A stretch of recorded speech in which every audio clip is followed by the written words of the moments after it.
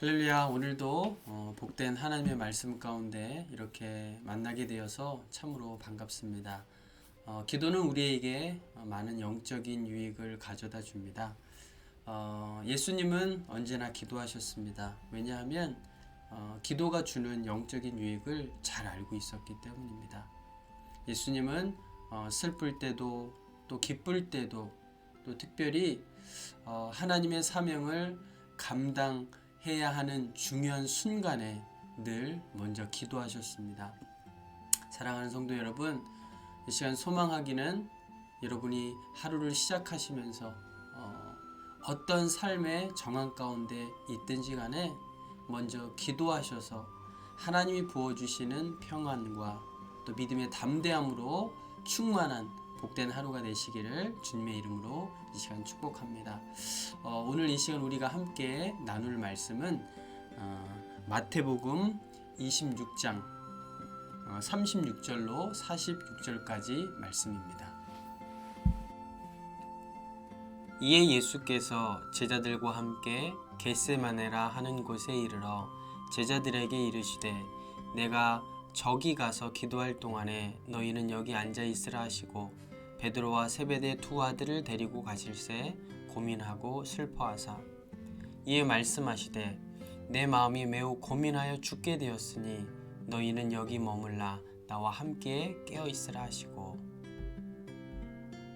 조금 나아가 얼굴을 땅에 대시고 엎드려 기도하여 이르시되 내 아버지여 만일 할만하시거든 이 잔을 내게서 지나가게 하옵소서. 그러나 나의 원대로 마옵시고 아버지의 원대로 하옵소서 하시고 제자들에게 오사 그 자는 것을 보시고 베드로에게 말씀하시되 너희가 나와 함께 1시간도 이렇게 깨어있을 수 없더냐. 시험에 들지 않게 깨어 기도하라.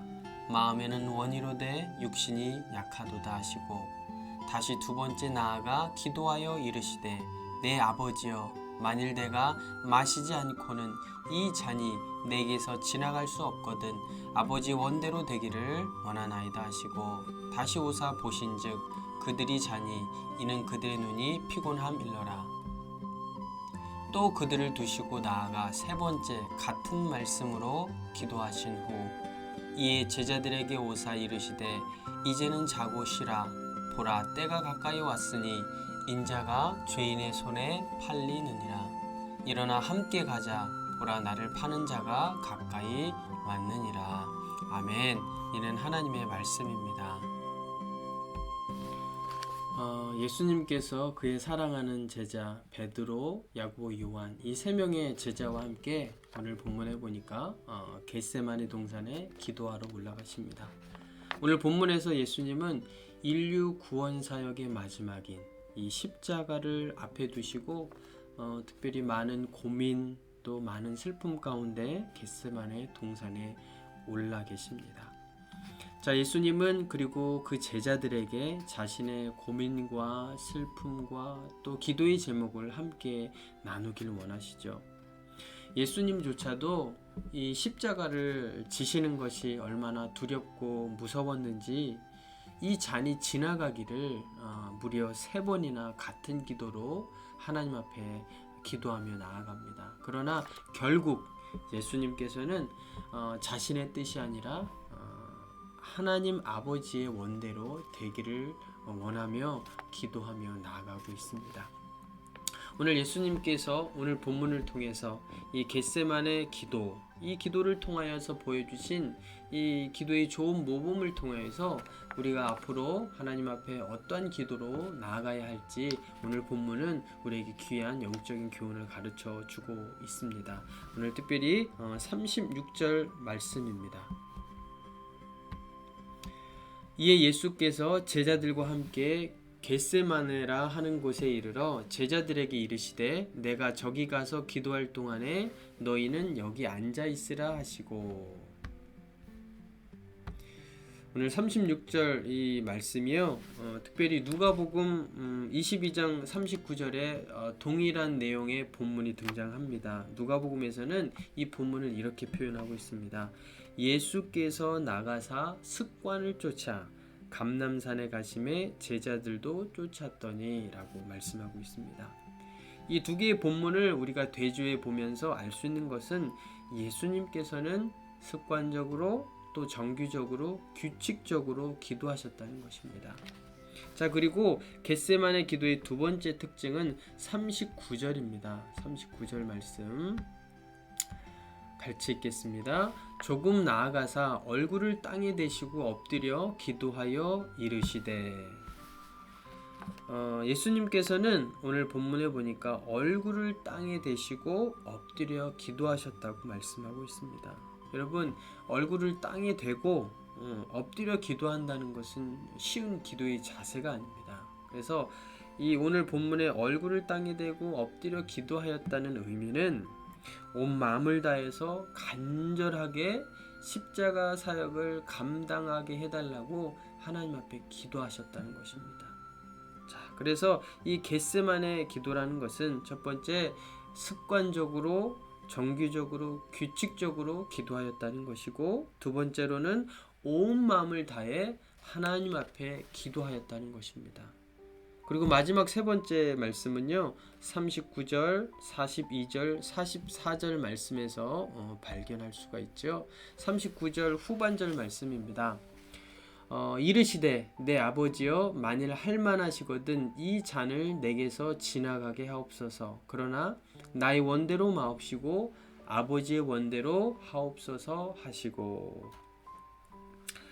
이 겟세마네 기도의 마지막 세 번째 특징은 나의 원함이 아니라 하나님 아버지의 뜻, 아버지의 원함을 구하는 성숙한 기도였다는 것입니다. 자, 그래서 오늘 본문에 예수님께서 이 겟세마네 동산에 오르셔서 하셨던 이 기도를 통하여서 우리가 다시 한번 본받아야 할 것은 예수님처럼 습관적으로 정규적으로 기도하는 것입니다. 또한 기도할 때마다 하나님 앞에 온 마음을 다해서 간절한 마음으로 기도하는 것이고, 마지막으로는 나의 원함과 나의 뜻을 기도 가운데 하나님 앞에 관철시키는 것이 아니라 하나님의 아버지의 뜻을 구하는 기도로 나아가야 한다는 것입니다. 저는 교회를 섬기면서 또 목회하면서 기도를 대하는 두 종류의 성도들을 만나곤 합니다. 한 성도는 평상시에 기도하시다가 삶의 크고 작은 문제를 만난 성도입니다. 또 한 성도는 예상치 못한 인생의 크고 작은 고난과 문제로 인해서 기도의 자리에 나온 성도의 모습입니다.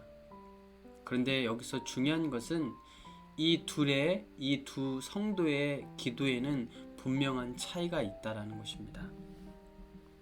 인생의 문제를 만나서 준비 없이 어쩔 수 없이 기도의 자리로 나온 성도들은 기도할 때 기도의 초점이 문제 해결에 가 있는 경우가 많이 있습니다.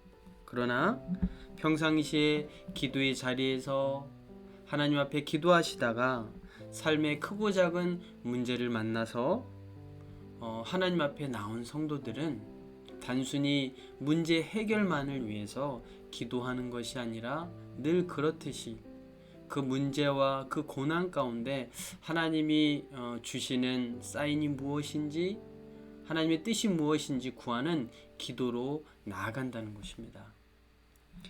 사랑하는 성도 여러분, 이 시간 여러분에게 도전드리길 원합니다. 예수님처럼 습관을 쫓아 기도하시기를 부탁드립니다. 기도하는 성도가 하나님께서 주신 사명을 감당할 수 있기 때문입니다. 기도를 통하여서 하나님 주시는 놀라운 기쁨과 평안과 특별히 믿음의 담대함으로 나아갈 수 있는 여러분과 제가 되기를 주님의 이름으로 이 시간 축복합니다. 함께 기도하겠습니다. 사랑과 은혜가 참으로 풍성하신 하나님, 우리의 삶의 환경들이 어떠한 방향으로 흘러가든지 간에 예수님처럼 날마다 기도하게 하여 주시옵소서.